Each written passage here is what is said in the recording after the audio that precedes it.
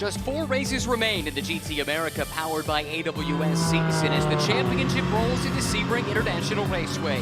GT3 points leader George Kurtz can clinch the title with another strong weekend, but the GT4 battle features 4 drivers that are still within striking distance in a season that has seen 8 different winners in the first 12 races. Hello everyone and welcome to Sebring. My name is Ryan Marine. Calvin Fish is alongside and Amanda Busick is down in the pit lane with us.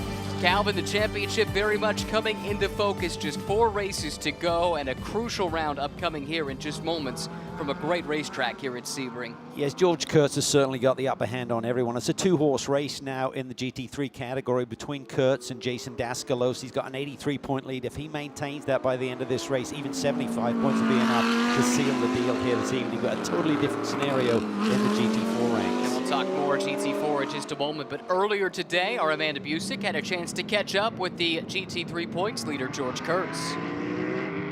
George Kurtz is on pace to have a championship season here in GT America. And when you look at the dominance that you've had in this class this season, what has changed for you year over year? Well, I think certainly the team switch has really helped. The Riley CrowdStrike guys gave me a great car, and we've been doing so much racing that I think it's just more seat time, great team, and everything just kind of fell into place this year. You guys have made a very nice sum of a contribution to Operation Motorsports that broke in the news. Talk about the relationship and just that working alongside that group. Yeah, we've been working alongside that group for a while.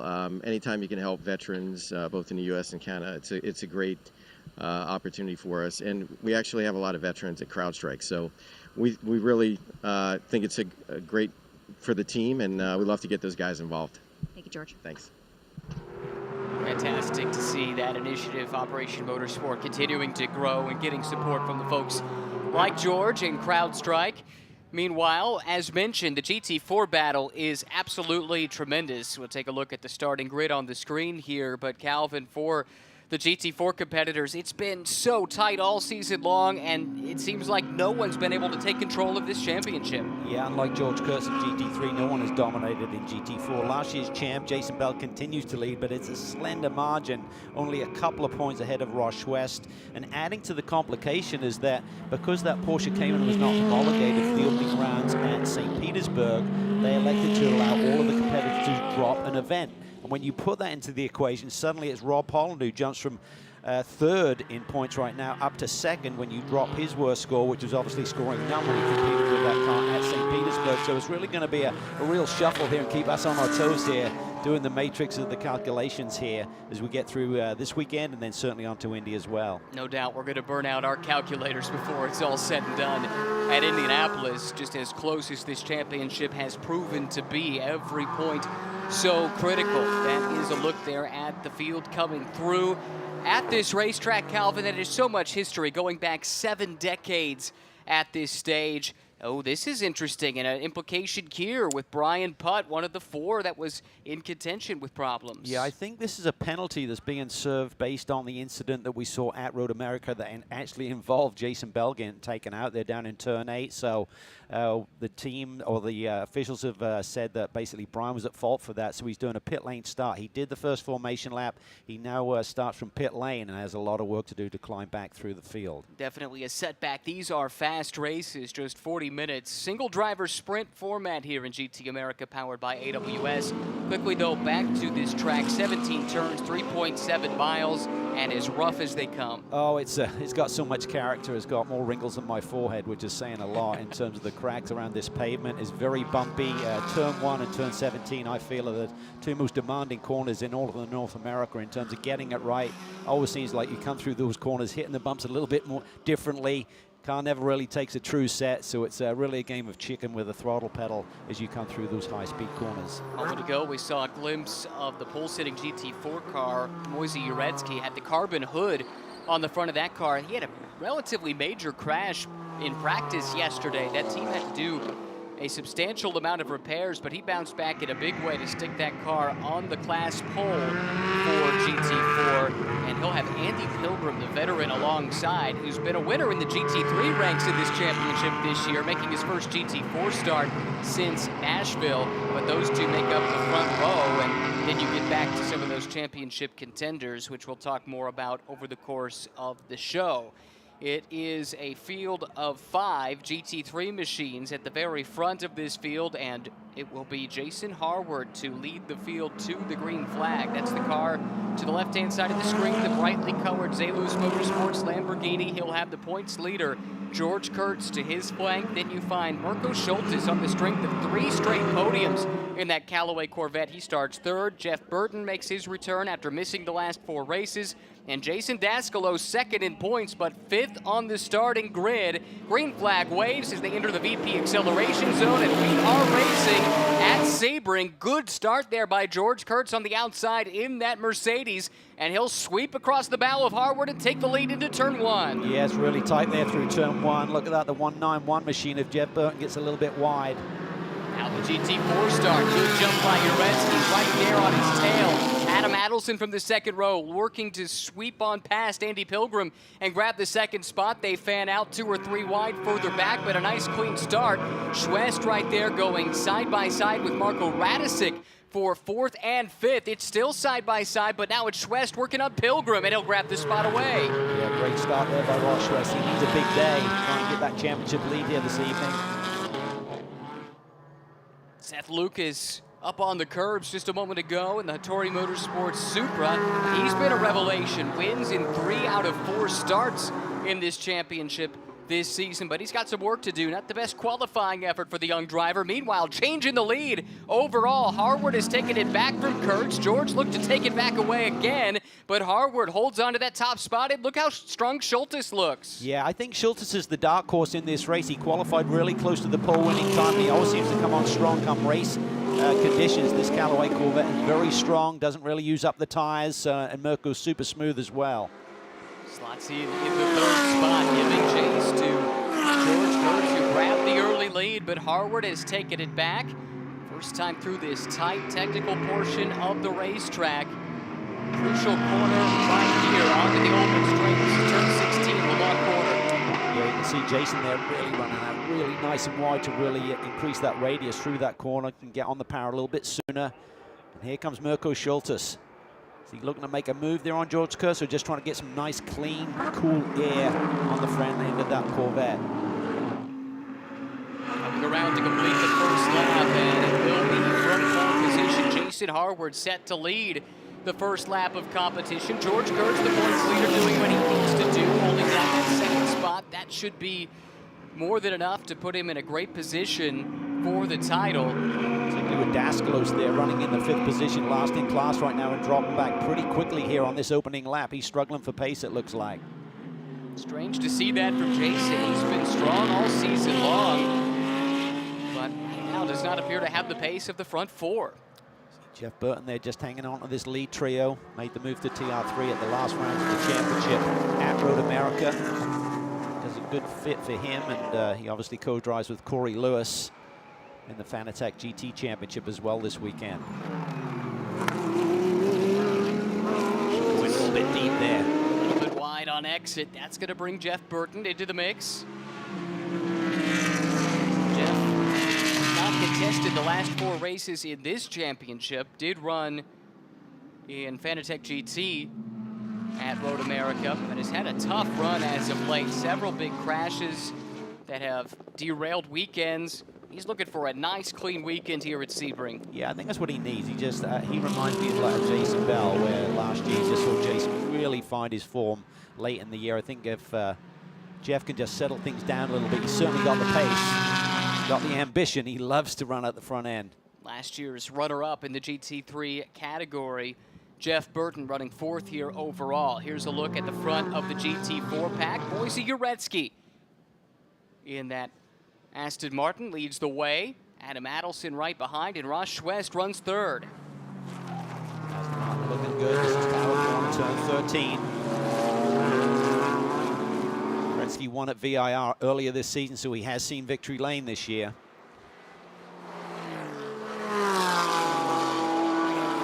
Difficult is it for a driver to put in the back back of the mind, a big crash that happened earlier in the weekend, and come out and have the kind of performance he did in qualifying to take pole. Well, it just showcases his confidence. I'm not sure how the accident occurred, but it was just a brief moment, but he was certainly able to bounce back for that. But up front, things are compressing here among the top 4, not just the 2 leaders. They're all staying pretty tight here. Well, to your point, Jeff Burton in 4th actually set the fastest lap of the race the last time by. CrowdStrike fastest lap here in the early going to Jeff, 2:04.386. That was some 0.6 of a second quicker than his former teammate Harward in front. Big slide there from Schultes. That opens the door. Here comes Burton. Yeah, it looks like Schultes is actually struggling a bit. Typically, he comes good come race time. We saw him running a little bit wide through this turn 7 hairpin on the opening lap. Now we see him a little bit loose there coming through turn 5, and Jeff just sweeps across. Can he get the power down early? Claim the position. Merkel gives him plenty of room. Marco has to slot back in the 4th spot. Good respect between those two, making sure there was enough room. That corner really tightens up at the exit. It does, and I think the stewards have been really harping on about trying to keep the drivers a little bit cleaner in these races, giving each other a little bit of breathing room so we don't have the contact that we've seen quite a few times this season. And what this has done is let the top 2 sprint away in a battle of their own, Harward and Kurtz. And Kurtz probably benefits from this the most. He can now focus all of his attention on trying to grab that top spot back from Jason Harward.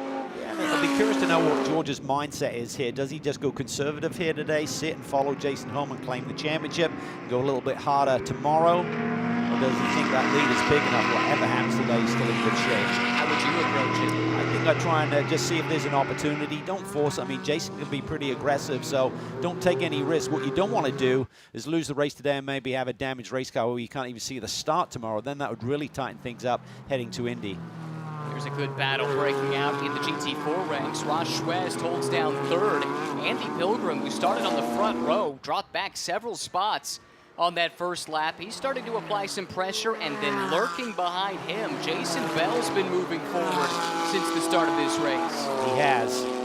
And as we said, he has a slender lead in this championship. It's just a couple of points over Ross West. West at the moment has to drop 16 points. It's his worst score on a weekend, and for Jason only 6, so he actually gains 10 points when you drop a score at this point. But we've still got this weekend and see what happens at Indianapolis as well to factor in. Let's hear more on Jason Bell now with Amanda.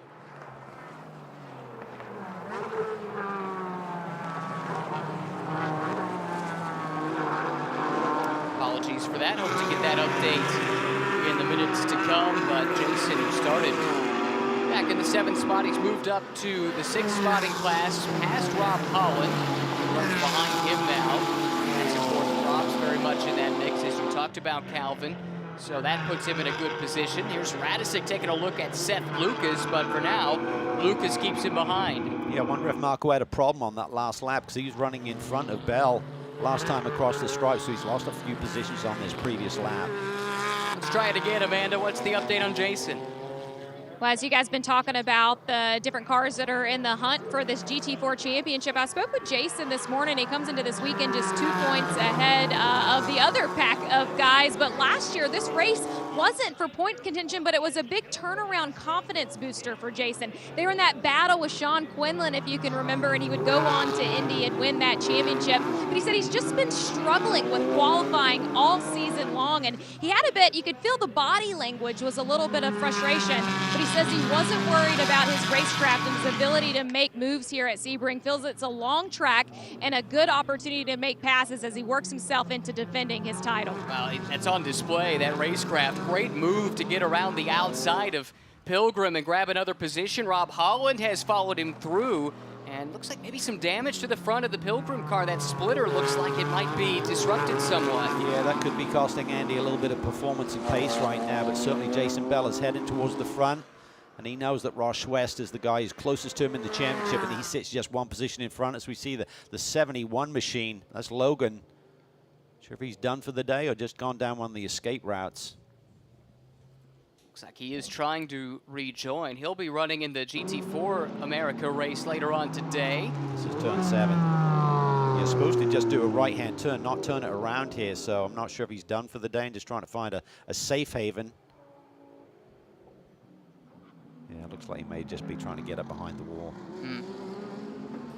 That's unfortunate, and hopefully he's got another car for that Pirelli GT4 America race, because he's got Alex Prema set to join him in that car. Great addition to the GMG roster for the weekend. So George just sitting there observing Jason Harwood. He's probably going to be looking at how are his tires hanging in there. Well, you talk about this racetrack at Sebring, despite the high temperatures that we got here in terms of ambient and track temp, not being big in terms of tire degradation. So you would think in this 40-minute sprint race that these Pirelli should hang on pretty good here for our leader, Jason Harwood, but it's all about the balance in the race car. If you start to overdrive it, you've got one end, front end, or rear end giving up on you a little bit. That's the sort of clue that George Kurtz will be looking for. Gotta love this in the GT4 fight. The top 4 in points are in no particular order here. Schwest, Bell, Holland, and Adelson, and here they all run together. Adelson there in the 2nd spot, Schwest in 3rd, Bell in 4th, Holland in 5th. The best 4 all season long have found one another once again. And top 5, because Ureski's 5th in points and he leads. So, good point. A jumbled up order, but nonetheless, championship very much on everyone's mind right now as Ureski is really pulling a nice lead here. Right now, that gap from Uretsky back to Adelson is 4.2 seconds. Adelson, he has really dropped back here on this last lap. And at lap times, that last time by, he dropped nearly 3 seconds. Yeah. So something must have gone wrong, and that's brought Schwest into the equation. That's brought Bell into the equation. There's Holland there as well. Paul very much in this championship picture. With the drop score, he really sits, as we speak, only about 6 or 7 points behind Jason Bell, our leader. He ran that new Porsche Cayman at St. Pete prior to it being homologated, so wasn't able to score any points that weekend. So he'll be dropping that one as his worst score on the season, which is an easier one for us to work out than some of the other competitors. Last year, Rob was 3rd in the championship. That's pretty good start, all things considered. I think he had higher expectations than that, though, and that partially led to the switch. He ran the Mustang last season, thought that this new Cayman would give him a better chance to compete at the very front, and it's worked out well. He won 3 straight races starting in Nashville, sweeping the weekend there, and he won the first race of the weekend at Road America the last time out. Had some misfortune late in race number 2. Otherwise, he could find himself in a really good points position. Finished outside the points in that race, in fact, despite starting on pole. Got veteran though, Andy Pilgrim starting to heap some pressure back on, so Andy's adjusted to that car if it is damaged. He's certainly still hanging tough there, running in the 6th position. Looks like Adelson has sorted out his problems, and there's no stretching again on Ross Schwest, the gap between 2nd and 3rd. So I'm sure Adelson just had a big moment on a couple of laps ago and lost all that time, Ryan. More on Rob Howard now with Amanda. Well, you go back to the street circuit at Nashville. That's where the turnaround for Rob Holland happened. He swept that weekend. I think we can all still remember his smile from pit lane in those interviews and saying that he can't wait to get back in and get another win under his belt. He would go on to Road America and pick up a win as well, and that's what's put him really back into this championship. I saw Rob yesterday, and they've really been struggling with pace in this Porsche this weekend. There were some BOP adjustments coming into Sebring, but he said he just can't find front grip. They've tried to isolate the area. Is it from too much downforce? What's happening in the setup? But go back to qualifying, starting P10 on this track here today. It's pretty fun to watch Rob come up against this group of drivers. It's been a good recovery from that starting position up to 5th, but that charge may be fizzling out a little bit. Not sure that he's got the pace to get too much further up. Right now, it looks like Schwest might be the cork in the bottle here. Bell is showing some impressive pace running behind him. He is, and one of the BOP adjustments I understand, a lot of the GT4 cars got a raised front ride height, and what that does, it basically stops that splitter being so effective on the front end. And you've really got to work hard with the setup of the car to compensate for that. And maybe Rob Holland didn't quite get that in practice and qualifying, but in race conditions, he looks pretty sporty today. Wow, we've been focused in on the GT4 battle. There's been no change at the front. Jason Harwood continues to lead George Kurtz, who set the CrowdStrike fastest lap of the race a few laps ago, but has not been able to make any more inroads. He's been running between 3 and 5/10 of a second behind Harwood over the last few laps. Took a little lunge there that time through Le Mans, but not close enough to make a move. Howard's certainly been in contention for some wins this summer, but the last time he saw a victory lane in this class was back at Sonoma, so it's been a lean spell for him. Now flashing his lights, looking at some of the traffic they're going to encounter here within the next half a lap or so. This corner here, Sunset Bend, so named because, of course, during the famous 12-hour endurance race here, you're driving straight into the sunset late in the day, and even without the sunset to deal with, that is a challenging corner, maybe unlike many others you'll find in the world of motorsports. Well, they say respect the bumps, and I think they're talking about that corner in particular because it's just so different. I mean, how you approach it, you hit one bump, that makes you skip across another one, or you hit a different one from the previous lap. I don't think I've ever been through that corner the same twice in a row because it's just so demanding. A lot of drivers have related to riding one of those mechanical riding bulls where you just don't know which way it's going to buck next. So keeps you on your toes, certainly, even if you've got a car that's pretty compliant and trying to smooth out those bumps a little bit. Big answer from Jason Harwood the last time around, resetting the CrowdStrike fastest lap, 2:02.9. George Kurtz turned in his personal best lap that last time by as well, but was nearly 0.2 of a second off of Harwood's pace. Those two still very close together, but impressive to see that they continue to get faster this deep into the run. They are, and we've seen that a lot this year with the Pirelli tires. They really hang on there. Obviously, the car gets a little bit lighter as you burn some fuel away, so in performance that should be better, but you need the tire to be working to achieve those lap times. I think George is just being really smart here, just sitting there, maybe waiting for a big mistake from Jason, and got the championship picture on his mind. I'm sure he'd love to tick that box here today, take the pressure off, then go have fun tomorrow and in Indy. From Harwood's perspective, fourth in points, not in the mix. Really no one outside of George Kurtz is at this point. Jason Daskelos really needed to have a good result today to stay mathematically in the hunt. But for Harwood, he did get that breakthrough first win in the second round at Sonoma. And there have been a few podiums since then, but it's been up and down.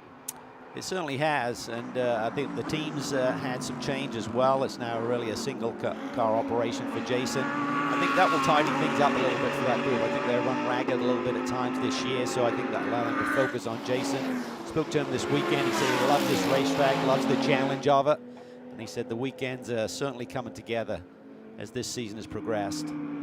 Starting to catch some GT4 traffic, and that is at a compromised spot. Yeah, George has got a little bit better run through there. Not sure how aggressive he wants to be now. He's careful with that GT4 car as well.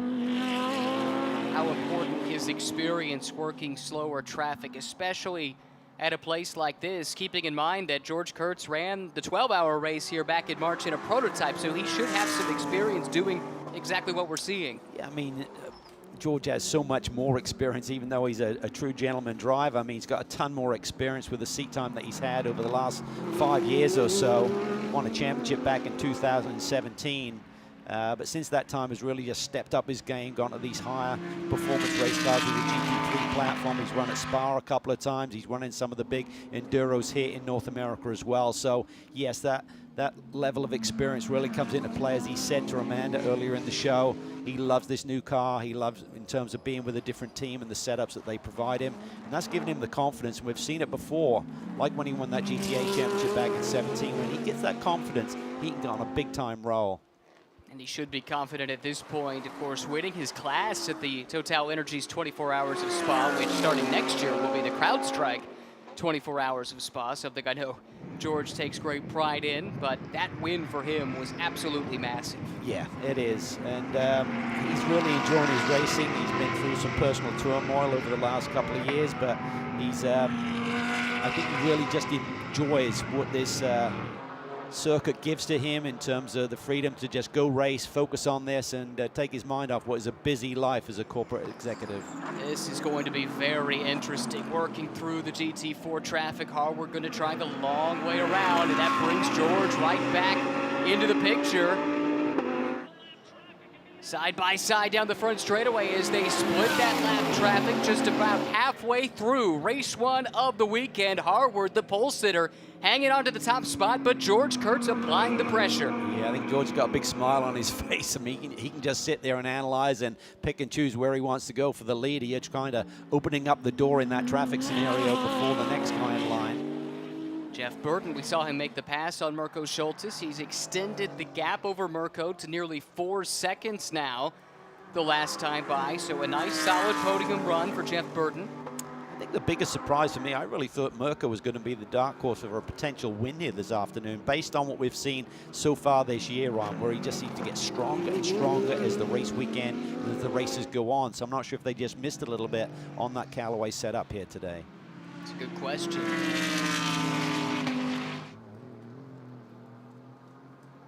But to your point, we are used to seeing Mirko Schultes move forward in these races. A nice qualifying effort.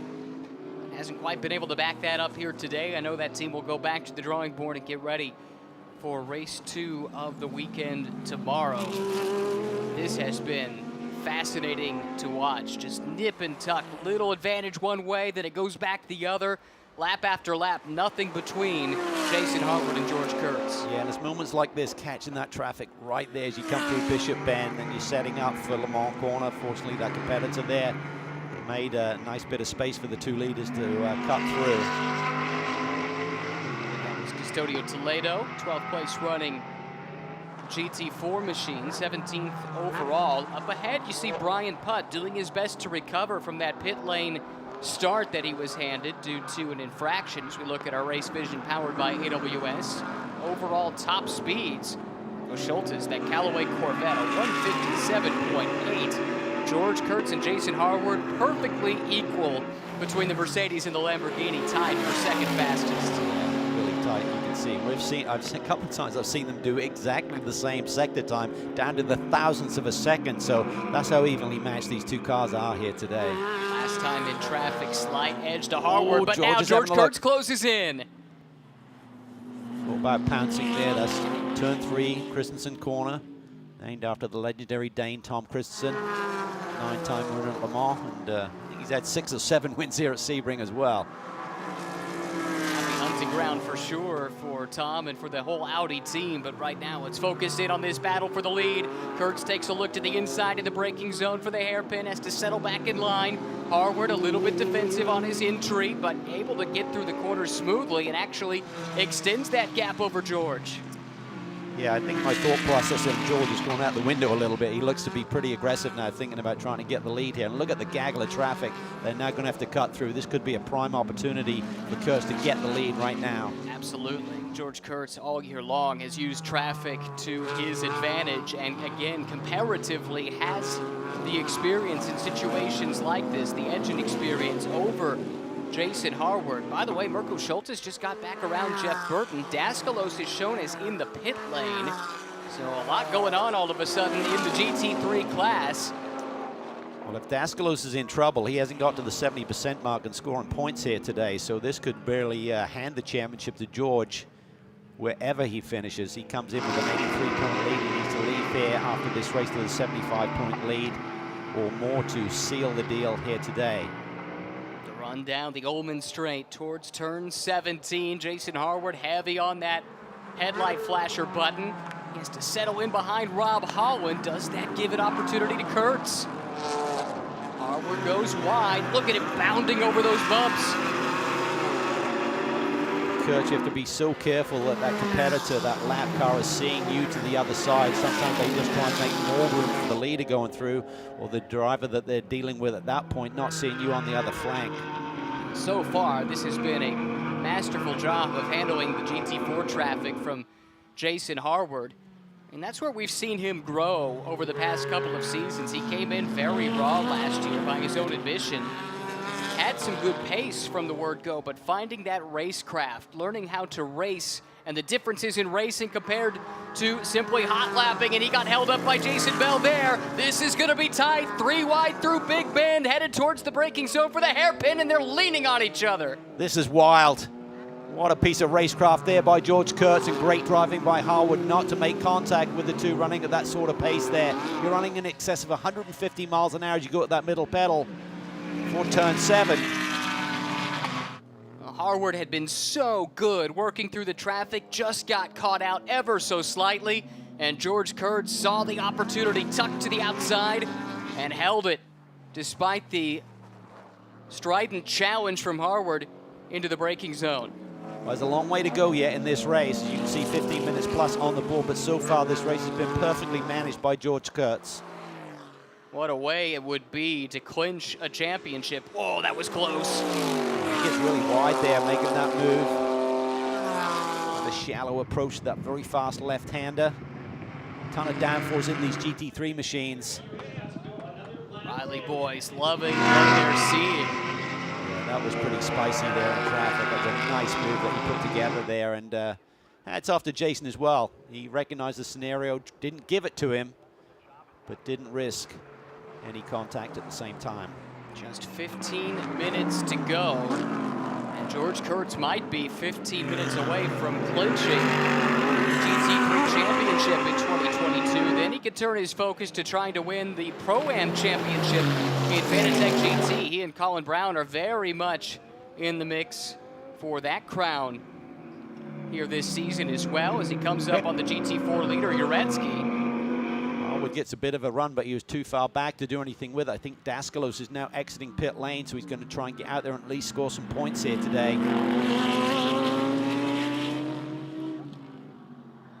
Interesting, too, now that Kurtz is out in front, has the clean air to work with. It looked like he was starting to build a gap, but I say that, and just as I do, here comes Harward closing in once again. This is where Kurtz made the move in traffic 1 lap ago.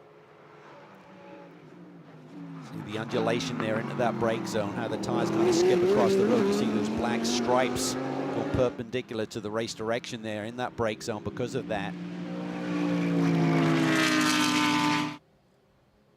Mercedes versus Lamborghini, two of the newer cars in this field, which of course welcomes older generation GT3 cars like the Callaway Corvette or the previous generation Audi that Jason Daskalos is employing. And they've had their moments in the sun this season in those older cars. But here today, here at Sebring, it's all about the new GT3 machines. Schultes is trying to make his way through this GT4 pack. He's running third. Escaped the clutches of Jeff Burton by some 9 seconds now, so he's well down the road. That podium looks pretty safe. When Burton lost that spot, he had a very slow lap. I suspect there was an off involved. I didn't get a chance to see it. That's just a supposition on my part. Good job by Schultes to work through this traffic. Look how tight it is. Interesting, Holland has dropped a spot to Pilgrim, so Pilgrim's back up to 5th. Looks like that car is getting stronger as the race has progressed. Yeah, and these little gaps between the leaders in the championship are certainly very important at this late stage of the season. So Pilgrim is playing a factor here, potentially for Rob Holland. Creating that cushion in points that Jason Bell is looking for. As I said earlier, if you start to account for the drop scores already, it's Rob Holland who moves up to 2nd in the points behind Jason Bell. Dropped down from Schwest's car. I'm not sure he's had a slight off, but it looks to be something that's kind of low to the ground on tails away there on that black and red Aston Martin we're looking at going through turn 1 right now. Quickly, an update on the Daskalos story. Amanda letting us know problem with the splitter. Evidently, Jason had it off in testing on Wednesday. So that's the root of this problem effectively. And the goal was to get it repaired enough they can get it back out on track and try and score some points. Some bodywork flapping under the Ross Schwest car. Yeah, that's what I was talking about. You can see it with certain camera angles. And Jason Bell did not have a good exit there off turn 5. And created a gap between him and Schwest, and also allowed Andy Pilgrim to close right up on Jason. The cat amongst the pigeons here is Jeff Burton in the GT3 car trying to come through. A difficult thing to do. Oh, it's a tough one right there. You don't need a glancing blow coming through turn 10. Pilgrim looks to the inside, trying to catch Jason Bell unawares there as Jason was trying to let that traffic through. Been an interesting program for Andy this year, running a partial schedule here in GT4, partial schedule in GT3. Has had some success on the GT3 side, won one of the races at Road America. Looking nice and comfortable in this GT4 Cayman, though, here today. Yeah, loves his racing. Quality guy, so much success over the years, predominantly with the Corvette racing team. Running a number of the big enduros.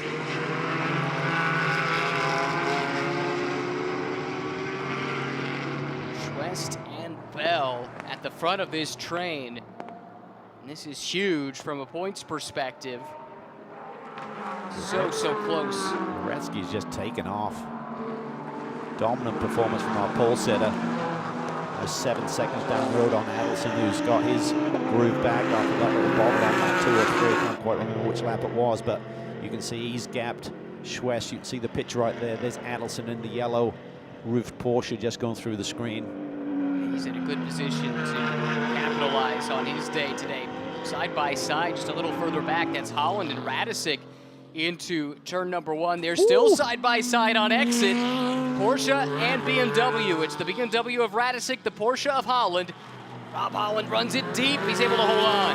That was a bold move by Marco around the outside. I'd have to feel that maybe Holland went protective on the inside and Marco just sent it.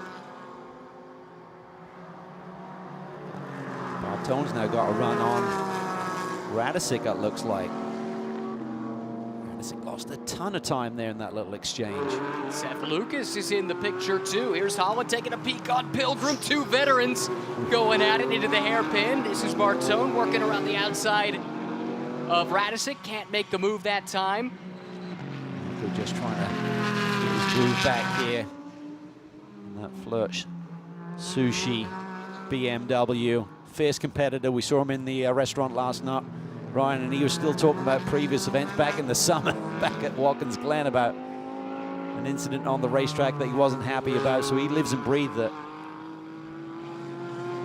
Started the season with such promise, winning the season opener in St. Pete at a 4th place in race number 2, fastest lap in both of those races, and since then hasn't even been able to step on the podium. In fact, the best result has been a 7th in the 2nd race at VIR, and it has him languishing down at 10th in the points, and that will not sit well for a competitor like Marco Radisik, having a nice day today, running in 7th, and has a chance for a little bit more. At the front of the field, though, George Kurtz leads now by 4 seconds over Jason Harwood. Since he was able to make that move, he has not looked back. George is well and truly in control. Yeah, and this Lamborghini, obviously Howard had a big issue somewhere on that previous lap. He was a good 2.5 seconds down on George's previous lap, so that gap has dramatically increased from like 1.5 seconds up to 4 seconds now. Here comes Mirko Schultes.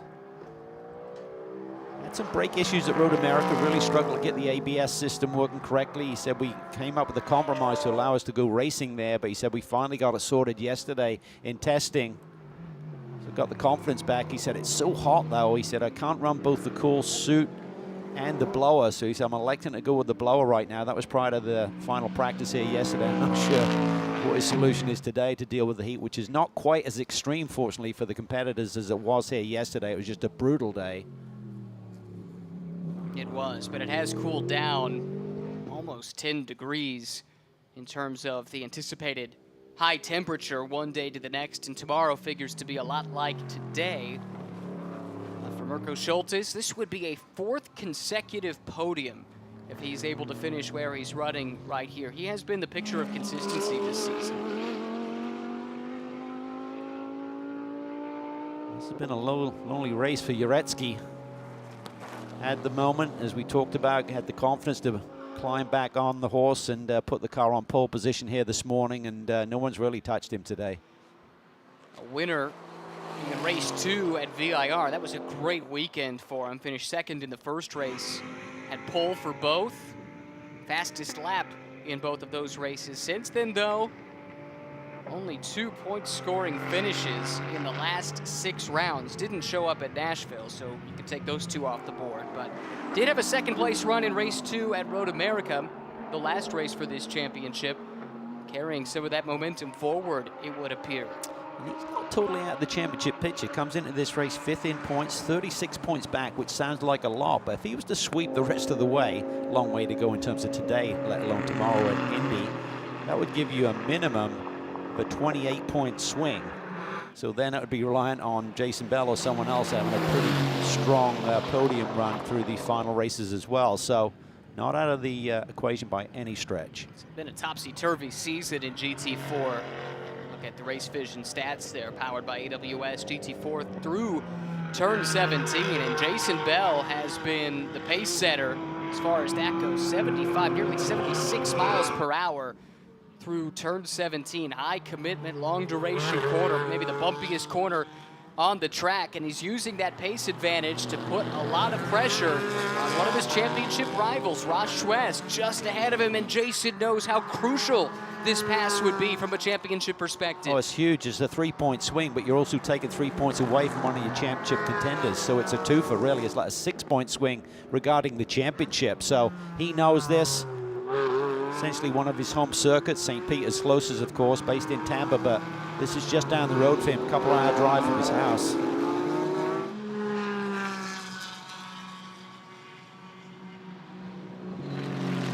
Beautiful flow through this section of the racetrack, really opens up nicely. These brake zones are so critical, though, just to have your footwork just right. Don't bleed off too much speed, roll the speed and momentum through the apex. Allows you to pick up the power a little bit smoother on exit. This is a tricky one, coming through here, a little bit off camber there into that brake zone. So easy to get up on that curb with the left side tires. And it's like it wants to drag you off the racetrack there. Everyone giving themselves a little bit of breathing space there on the turning point. For Jason, where do you anticipate the best place to make a move would be here in the final 4.5 minutes? Well, they seem pretty evenly matched, but I know, you think, well, you don't want to take high risk, but the championship is this tight. This is a huge moment right now. It could be pivotal by the time we finish the season in Indy. I'm sure I'd love to see a little bit of traffic come into play before the end of this one, but it looks like pretty smooth sailing with just 4 minutes on the board for Ross Schwest. Ross is doing a great job. He hasn't really blinked in terms of making that crucial error. Deep on the brakes there, really takes in super deep there into Sunset Bend. Who can get the power down a little bit better? Jason goes for it, gets good exit speed there off of 17. He's right there in the slipstream. This is as close as Bell has been. The gap at the line, less than 0.2 of a second. Schwest guarding the inside jealously, forcing Bell to take a look around the outside. This is a good run for Jason. Ross there really kind of compromised his entry. Bell is alongside him. Schwest squeezes him down to the apex. The two make contact twice, but Bell is able to force his way through and grab the third spot. Schwest got his hands full. He'll drop another spot to Pilgrim. Oh, Bell is off! Big off! Jason Bell just made the pass, and he's into the tire barrier, now into the concrete as well. Jason Bell from the podium, potentially out of this race. That was wild. That looked like it cleaned that move up nicely, and then suddenly fires it off going into turn 5. I don't think there was enough of contact to maybe slice down one of those Pirellis, but maybe. So that has allowed all of these cars through. Pilgrim is now up into third. Let's look at it one more time. Watch right here, it gets a little bit tight. Schwest doesn't want to give him a lot of room. Little touch there. Don't see anything adrift with the car. Then he turns into turn 5 and just runs a little bit wide. Just understeers out wide, loses the rear end, and backs it in. Lucky caught that tire barrier. Looked like the damage was too catastrophic. This could be huge, depending on whether he can keep that car moving. He's going to score points here today, but he's plummeting down the order as we speak. Incident under review is the message from race control. The two certainly did make contact into the braking zone. I think it was just good, hard racing. There was nothing wrong with that as far as I'm concerned, but somehow it went a little bit awry. You saw Schwest trying to get back into his rhythm. He lost some positions, and then Jason suddenly fired it off there. Boy, that is huge, though, because Schwest has lost a ton of positions. He was running third. I think he's back possibly as far as 7th now. And, of course, it's an even bigger hit for Jason Bell. I mean, Jason was a little bit offline. I can't imagine he'd have got enough pickup on the tires to have that sort of dramatic effect in terms of his grip level a couple of corners later, but you never know. He was certainly pushing hard. Now, the big winner in all of this is Adelson, who now runs second. Holland, another beneficiary. He's up to 4th. Looking like he was going to finish well outside. Yeah, Bell's out of the points right now. Yep. Yeah, he's dropped down to 11th. Points are paid down to 10th. Putt's going to score a point as they run. From pit lane. Yep. with no help from a full course yellow or anything like that. That's at least a little bit of a salve on the wound for Brian Putt. We'll have to take some time to sort through all of the implications of what just occurred, but for the moment, we put our attention here as the white flag waves above Sebring International Raceway. George Kurtz is just one lap away from another race win and quite possibly clinching a championship. Yeah, I think the championship is basically his as we speak, because even if he had an issue on this final lap, he's still going to finish ahead of Jason Daskalos, and that was the only person who could stop him from winning the championship here today, with Daskalos' issues and being on pit lane for a while. Came in with an 83-point lead. There will be 75 points left on offer starting tomorrow. So to your point, simply by virtue of finishing ahead of Daskalos, Kurtz should be in a position to clinch the title, and it looks like he'll do it with panache. The dominant race win after making his way past Jason Harwood in what was a thrilling duel. We talked about Uretsky here leading GT4. Came into this race 36 points back. He's going to get 25 for the win, and with Bell not scoring, he's not going to be far off Jason's tail, but there's some other players coming in the mix for the championship lead here today. Definitely, with Adelson second and Holland in fourth. Both of them set to score decent points if they can keep it clean one more time around.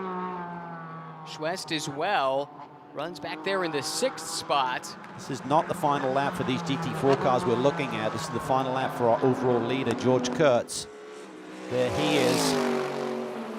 GT4 field will get the white flag as they come by start-finish this time. George Kurtz started this championship off last year with a pair of wins at Sonoma, the first two races in this series history. Did not win again all year long. This year it's been a different story. He won early, he has won often, and he is set to not only pick up yet another race win, but also to clinch the title with still 3 rounds to go. George Kurtz out of Sunset Bend for the final time. He'll take the checkered flag first, and George Kurtz is the champion-elect in GT America, powered by AWS. What a way to do it. Just a brilliant race. Just superb patience and management at the front end with Jason Harwood from the pole. Getting back around him. George got the jump, and then he just showed tremendous poise and a great pass for the lead. 7th win on the season, and Rob Holland has halted on the track. He was running in the 4th spot at the time. Again, championship implications big time. It does not look like Bell has been able to continue, so it's not going to help him pick up a spot or potentially a point, but that is brutal for Rob Holland's championship hopes. Wow, there's going to be a big shuffle here this evening. It's going to really ramp up the intensity come tomorrow. How about this drive, though, from Boise Uretsky? He's been a busy guy this year, racing in multiple categories. This would be a 2nd win on the season, and it would add to a total of 5 podiums that he's already accumulated. So looking at podium number 6, and perhaps more important than that, from an outside shot at the championship, he is very much in the picture with this race win. Moisey Uretsky, accelerating performance out of turn 17. He'll take the checkered flag in GT4, and Moisey Uretsky has stamped his ticket into the championship conversation. Perfect day for him. The stars aligned in terms of the car's performance, him getting out front and just taking off, and some of the major championship contenders having a tough day. And Marco Radicic has found trouble on the final lap as well. What a day in the GT4 class. In many ways, a microcosm of the season at large, which has seen 8 different winners now through 13 races. I think Holland was stopped earlier in the lap, wasn't he? So I don't think these two got together. They were running together at one point in the last couple of laps. And Schwest has stopped. So you look on timing and scoring, Holland is now shown in 8th, Radicic 9th, Schwest in 10th, and I think there's still maybe a few cars coming by. What has gone on? I'm not sure if Schwester's just missed because you come in the back door, so to speak, Okay. there on the other pit lane. So I'm not sure if he just come in, but he fell was out of higher the up. points. Yeah, he was like up in the top 6 or 7, I think, last time I glanced at the. Holland, Radisik, and Schwest, all three of them were right there together, and all three have fallen down the order. It looks like Holland will be scored 9th, Radisik 10th, and Schwest out of the points in 11th, based on what we're seeing. Unbelievable. We are hearing that Jason Bell did have an alert on his dash after that contact, indicating he may have sustained a puncture, which sent him off the road. And there is that car, and you can actually see Jason. He's got the fire suit rolled down just behind the tire barriers under the Buffalo Bills flag, actually. Yeah, and he's going to be frustrated after the hard hit that he took at Road America when he was kind of attacked there down in turn 8. He had a great drive going. So of the top 4 in points, only 2 will score points. Holland will get 2 points for 9th. Adelson in 2nd has had himself a big day. And once again, as we discussed, huge day for this man, Moise Uretsky, who with the win now is very much in the picture all of a sudden. Now this is going to take some sorting out. Very curious to hear what transpired on these final couple of laps. It appeared to all get started with Schwest and Bell fighting for 3rd position. Those two made contact racing into turn 3. Bell got by, but then perhaps had a puncture, but in any event went sliding off the track and into the tire barriers. And after that, frankly, we're not sure what has caused the drama for Holland, Radisik, and Schwest. But all of this is going to have a big say in how this championship unfolds. Yeah, I think Adelson, looking at it unofficially, just doing some tallying here, may have the championship lead. He came in 17 points behind Jason Bell, and he just scored 18 for a 2nd place finish. You might be right. Uretsky's the big winner, though. He's really going to close right up into contention, particularly with a strong car. If he can go out and do what he did here today, tomorrow, and there's no reason to suggest that he can't do that. Well, one thing to keep an eye on also is that fastest race lap from race 1 sets the grid for tomorrow, and Uretsky appears to be among the quickest in the GT4 field. Elias Sabo had a 2:12, which I think will put him on pole tomorrow, despite the fact he finished back in 5th. Well, a whole lot to try and sort through before we get to race 2 of the weekend in less than 24 hours. Let's look at the provisional results. George Kurtz, once again, with the win and as well clinching the GT3 championship. Jason Harward led a lot of this race, just got caught out by traffic that little bit, and that let George find a chance by. Yeah, and I think once he lost that position and lost a couple of seconds, I think he just settled in for a nice run here, and maybe they can tweak on that Lamborghini for the long run pace here tomorrow and be a little bit sharper and give George a hard time. Yet another podium finish for Mirko Schultes, and actually Jeff Burton had caught him by the end, just a couple tenths of a second separating those two. As we go further down the order, Jason Daskalos all the way back in 21st. He's had a good season, but his bid for the title in GT3 comes up short, in part due to some issues here in race 1 of the weekend. Time to hear from some happy folks in Victory Circle. We'll start with our overall winner, who's standing by with Amanda.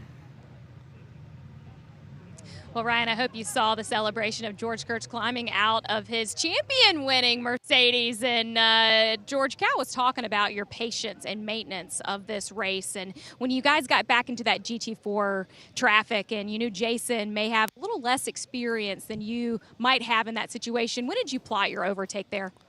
Well, I was hoping that we just get an opportunity. You never know. It's hard to plan out, but we thought I had him on the start, and then he slipped by me, and then I think it was just being patient. I knew the GT4 traffic was coming up, and I saw the opportunity and just went for it and was able to put it away. Now that you've wrapped up this championship with 3 races to go, George, what an impressive feat. What do you get to focus on now? More wins. More wins. And it was a great run. great team car, Riley and CrowdStrike, and couldn't be happier. Congratulations on a great year. You More got wins. emotional there at the end. Yeah, you heard it for sure. And the focus now, more wins. And I would have to believe a little bit more focus possibly on going for the Pro-Am title with that man, Colin Brown. That in the Fanatec GT Championship. We'll see them on track a little bit later on today, right around 2 o'clock here local time. How special it would be for George to add to his Spa win, his class win at Spa earlier this year. Already a championship in GT America, possibly a championship in Fanatec GT World Challenge America, powered by AWS. We shall see. Highlights from an interesting race one for GT America, powered by AWS. George Kurtz, despite starting on the outside of the front row, did hold the lead briefly, but Jason Harward took it back. Yeah, he did. We were watching the GT4 start, and as you can see, Howard immediately back on the attack. Uretsky from the pole had a brilliant day. This is about as close as anyone ever came to Moise Uretsky over the course of the day today. Pure domination en route to his second win of the season. Good fights throughout the field. This was Mirko Schultes defending against Jeff Burton. Burton was able to grab that spot, and he ran third for the bulk of the race before apparently some kind of a miscue caused him to give that spot up, but this was the moment of the race, going for the overall lead. It was just perfectly executed there by George Kurtz. Great racecraft as well by Jason Howard, not to have contact. Nice clean move, but this one went a little awry. As good hard racing there. I don't see anything wrong with that move, but I think Jason may have cut down a tire. See Schwest trying to recover. Ultimately, neither driver finishing in the points. Came late in the day, fighting for the final step of the GT4 podium. Man of the hour, though, is George Kurtz. Yet another win, and now the champion-elect in GT America, powered by AWS. Long sought-after GT3 championship for George Kurtz. That's a wrap for race one of the weekend. Thanks so much for tuning in. For Amanda and Cal, I'm Ryan saying so long from Sebring.